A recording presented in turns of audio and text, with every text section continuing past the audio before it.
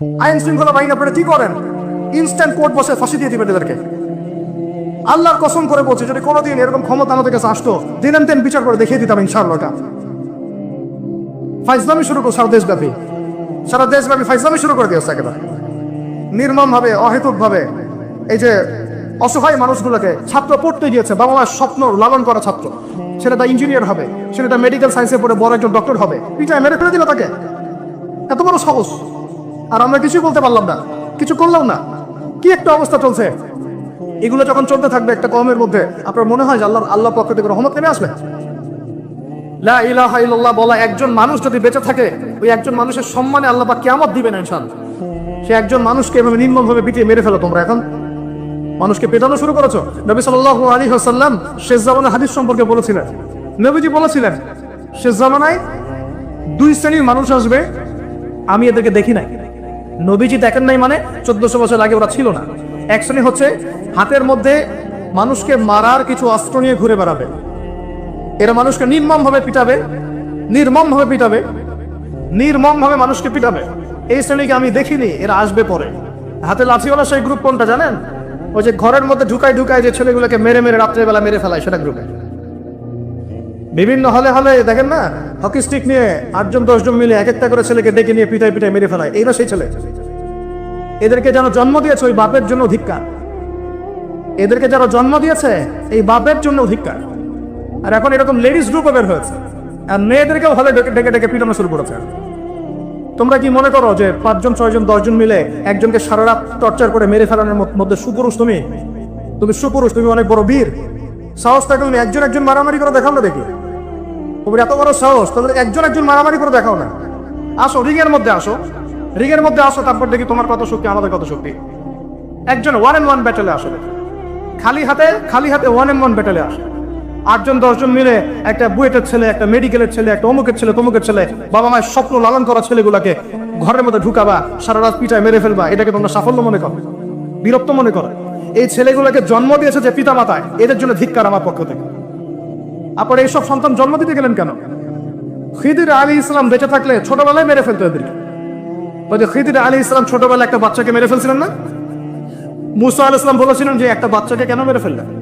তখন খিদির আলাইহিস সালাম বলেছিলেন, এই ছেলেটা যদি বড় হলে অনেক বড় কাফের হবে। আল্লাহ আগে জানিয়ে দিয়েছেন, এই জন্য আগে মেরে দিয়েছে। এই বাচ্চাগুলোকে নিতে গেলেন কেন? কোন রকম লজ্জাবোধ নাই, চক্ষু লজ্জা নাই। এরপর যখন আইন শৃঙ্খলা বাহিনী এদেরকে অ্যারেস্ট করে নিয়ে যায়, বীরের মতো হাসতে চলে যায়। ও জানে যে আমার কোনো সমস্যা হবে না, ফাঁক দিয়ে বেরিয়ে চলে আসবে। তোমরা এগুলোকে বীরত্ব মনে করো? সুপুরুষ হয়ে গেছো তোমরা। এতই যদি ক্ষমতা থাকে, সাহস থাকে, তো একজন মারামারি করো না কেন? 1-on-1 ব্যাটেলে আসো, তারপর দেখো কে জিতে কে হারে। 10জন মিলে একজনকে পিটাবা, মনে করছো খুব বড় বীর হয়ে গেছো। এখন 10টা মেয়ে মিলে একটা মেয়েকেও পিটাচ্ছে, সুবহানাল্লাহ। তা আবার ইসলামিক বিশ্ববিদ্যালয়ের মধ্যে। এই বিশ্ববিদ্যালয়ের নাম ইসলামিক কে দিল? এটা ইসলাম? একটা মেয়েকে আপনি ঘরের মধ্যে ঢুকায় সারা রাত পিটাবেন, মেয়েটা কাঁদতে বলছে আমার পায়জামা পর্যন্ত খুলে ফেলেছে কান দিয়ে। আরে তোর মায়ের পায়জামাকে খুলে ফেলে তোর কেমন লাগবে? তোর বোনের পায়জামাকে খুলে ফেলে তোর কেমন লাগবে? কোন সাহসে তুই একটা মেয়ে পায়জামায় হাত দিস? এত বড় সাহস! আর এদেরকে আমরা তোলা করে মানুষ করি। আর কোরআন খুলে দেখেন, একটা জাতির কথা আল্লাহ পাক বলেছেন। এই জাতির নাম হচ্ছে আদ জাতি। কোন জাতি ভাই? এই আদ জাতিকে আল্লাহ পাক ধ্বংস করেছিলেন ঝড় ঝাপটা দিয়ে। আল্লাহ পাক এই কওম সম্পর্কে বলেছেন, ওয়াইযা বাতাসতুম জাব্বারিন। ওরা শিরক কুফর তো করতোই, কিন্তু এর পাশাপাশি একটা বড় পাপ করতো। ওই পাপটা হচ্ছে এরা যখন মানুষকে পেত, পিটিয়ে মেরে ফেলতো, নির্মমভাবে পিটিয়ে মেরে ফেলতো। এই আদ জাতির পাপ তোমরা করা শুরু করেছে। এখন আমাদের শহরে এগুলো চলছে না? এখন দিনে দুপুর রাস্তাঘাটে এগুলো চলছে। শিক্ষা প্রতিষ্ঠানে গিয়ে এগুলো মাস্তানি করতে গিয়েছো তোমরা। আবার তোমরা মাহফিল করে আমাকে ডাকো ওয়াজ শেষ করতে। আমার সাথে এগুলোর কোনো সম্পর্ক নেই। আমার কাছে তোমরা ভালো কিছু পাবা না। আমার কাছে ইনশাল্লাহ হত্যাই পাবো, বাতিল পাবা না ইনশাল্লাহ। আমার ভাই হয়ে যদি এই কাজ করো, আমি তোমার চেহারা পর্যন্ত দেখতে যাবো না ইনশাল্লাহ। আল্লাহ রাব্বুল আলামিন আমাদেরকে ওমরের শাসন দান করুন বলে আন। একটা মাস ওমরের শাসন যদি চলে না, দেখবেন সব লাইনে চলে আসছে ইনশাআল্লাহ। একটা মাস খালি ধর্ষণের বিচার করা শুরু করেন, ধর্ষণ করার সাহস খুঁজে পাবেন ইনশাআল্লাহ। ওয়াজ মাহফিল গুলোকে দিনের এই পবিত্র আমারতগুলোকে অনেক জায়গায় ঠাট্টা মশকরার পাত্র বানানো হয়েছে। কোথাও দেখা যায় যে ওয়াজ মাহফিল সিজনে যে বললাম ডিজে জিকির চালু করা হয়েছে। ফাইজলামি শুরু করছো দিন নিয়ে, তোমরা ফাইজলামি শুরু করছো। আবার বলছো 22 বছর থেকে ওয়াজ করি, 22 বছর থেকে মানুষকে হাসাও, এটা বলতে পারো। 22 বছর ওয়াজ আবার কখন করলা? সেট করো যে চোখ গরম করবা না। আল্লাহর কসম যদি ক্ষমতা থাকতো হাড্ডি পিঠা ঠিক করে রাখিতাম ইনশাআল্লাহ। ওয়াজ মাহফিলের মঞ্চকে বসে তোমরা ডিজে জিকির বানাবা, এখানে ওয়াজ মাহফিলে ডিজে জিকির শিখাবা, মানুষকে বাউল বানানো শুরু করেছো, গাল গল্প কেচ্চা কাহিনী শুরু করেছো। ইনশাআল্লাহ তাআলা অচিরেই এই উম্মতের মধ্যে এমন নেতৃত্ব আসবে ইনশাআল্লাহ, যে নেতৃত্বের আন্ডারে ইনশাআল্লাহ তাআলা জমিন থেকে জুলুমের শিকড় উপরে যাবে ইনশাআল্লাহ। আছে আমরা আল্লাহর কাছে দোয়া করি, আল্লাহ পাক আমরা বেঁচে থাকতে যেন আল্লাহ পাক নিয়ে আসেন ইনশাআল্লাহ। সারা দুনিয়া জুড়ে ফাইজলামি শুরু হয়ে গেছে, সারা বিশ্ব জুড়ে এই যে পশ্চিমাদের যে আগ্রাসন, মুসলিম বিশ্বের আনাচে কানাচে অসহায় মুসলিমদেরকে নির্যাতন করা হচ্ছে নির্মম ভাবে। একটা বাচ্চা সে জানে না যে শিয়া কি সুন্নি কি, বোম মেরে নষ্ট উড়িয়ে দেওয়া, মাথার খুলি উড়িয়ে দেয়। একটা বাচ্চা, একটা মা জানে না শিয়াইজম কি সুন্নিজম কি, মিসাইল মেরে বোম মেরে হত্যা করে দেওয়া। ফাইজলামি শুরু হচ্ছে সারা বিশ্ব জুড়ে, এগুলোই চলতেছে। সারা বিশ্ব জুড়ে মিডিয়ার মধ্য দিয়ে মুসলিমদেরকে আজকে সন্ত্রাসী বানানো হয়ে গেছে। সারা বিশ্বের রক্ষাও ধরবে আমাদের, আবার আমাদেরকেও সবাই সন্ত্রাসী বলে বেড়াবে। নাটক শুরু করেছে, নাটক। সারা বিশ্ব জুড়ে সবচেয়ে শান্তিকামী মানুষ কারা? আমরা অন্য কেউ আছে? সারা বিশ্বের মানুষের, নিরীহ মানুষের রক্ত কাদের হাতে লেগে আছে? আমাদের হাতে। আমরা ইরাকে মানুষ হত্যা করেছি, আমরা আফগানিস্তানে মানুষ হত্যা করেছি, আমরা উইঘুরদেরকে হত্যা করেছি, আমরা রোহিঙ্গাদেরকে হত্যা করেছি, আমরা বিগত 12, 14, 15 বছর ধরে সিরিয়াতে বাচ্চাদেরকে হত্যা করেছি, বিগত প্রায় 70 বছর থেকে প্যালেস্টাইনে আমরা মানুষকে হত্যা করেছি। আমরা কি যে লেবানন, জর্ডান এই জায়গাগুলোতে মানুষকে আমরা মারছি? তাহলে সারা বিশ্বে আমাদেরকে আজকে সন্ত্রাসী কেন বলা হবে? কি কারণে বলা হবে? আর আমরা কেউ কোনো কথাও বলি না, মন থেকে ঘৃণাও করি না। এই কথাগুলো বলবেন কারা? বলবেন তো আলেম ওলামারা। এখন যদি আমরা এই ওয়াজ মাহফিলের স্টেজগুলোকে সার্কাসের মঞ্চ বানিয়ে ফেলি, এই আমানতের হক কে আদায় করবে? কে আদায় করবে? আল্লাহ পাক আমাদের সবাইকে বোঝার তৌফিক দান করুন। আমরা আশা করি ইনশাআল্লাহ তাআলা আমাদের উপরে যারা আছেন তাদের বোধোদয় হবে ইনশাআল্লাহ তাআলা। আমরা কারো শত্রু নই, ইসলাম কারো শত্রু নয়, কারো খারাপ চায় না। ইসলাম চায় সমাজের ন্যায় প্রতিষ্ঠা হোক, এবং ন্যায়টা যে কারো হাত দিয়ে প্রতিষ্ঠা হোক, কোনো সমস্যা নাই। XYZ যেই হোক না কেন, যার হাতে ন্যায় প্রতিষ্ঠা হবে আমরা তার জন্য দোয়া করবো ইনশাআল্লাহ। আর যে অন্যায়কে প্রশ্রয় দিবে, প্রতিষ্ঠা করবে, আমরা তার ধ্বংসের জন্য আল্লাহর কাছে দোয়া করবো ইনশাআল্লাহ। আর আল্লাহ পাকের গজব যখন নেমে আসবে কেউ ঠেকাতে পারবে না। আমি বলে দিয়েছি প্রথমেই, সবকিছু মালিককে, সব ক্ষমতা কার হাতে? প্রিয় যুবক ভাইয়ের স্পেশালি আগামী দিনে ইসলামের পতাকা হাতে নিয়ে বিশ্বকে চ্যালেঞ্জ করার জন্য এখন থেকে প্রস্তুত হয়ে যান। একদিনের মাহফিল দিয়ে কিছু হবে না, একদিনের মাহফিল দিয়ে গরম বক্তব্য দিয়েও কিছু হবে না। আপনাদের সবাইকে কনস্ট্রাকটিভ কাজ করতে হবে। প্রত্যেক মুসলিম ভাইকে 5 ওয়াক্ত নামাজ আদায় করতে হবে, আল্লাহ পাক তৌফিক দান করুন। আর জ্ঞানী মানুষকে তো মূল্যায়ন করেন না, যারা বুদ্ধি বিক্রি করে খায় ওদের কাছে পরামর্শ নিচ্ছেন। আর কিছু বিষয় বলতে বলতে মুখের ফেনা উঠিয়ে দিলাম, তারপরেও কোনোদিনও বললেন না যে হ্যাঁ কথাটা গ্রহণ করা যায়।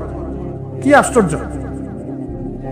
যখন একটা সমাজের মধ্যে এই পাপগুলো ছড়িয়ে পড়বে তখন আল্লাহ পাকের গজব আসবে, এটা আসবেই। প্রতিরোধ করার কোনো সুযোগই নাই, আপনাকে প্রতিকারও করার কোনো সুযোগ নাই। তওবা করে আল্লাহর কাছে ফিরে আসতে হবে, এটাই সলিউশন। এই যে আমরা শহরের কথাই বলছিলাম, আমাদের সমাজের অন্যতম বড় একটা কিয়ামতের আলামত হচ্ছে উঁচু উঁচু বিল্ডিং নির্মাণের প্রতিযোগিতা। নবীজি জীবনের শেষের দিকে যে হাদিসগুলো বলেছেন, শেষের দিকে, তার মধ্যে কিয়ামতের বড় 2টা আলামত বলেছেন। তার মধ্যে একটা হচ্ছে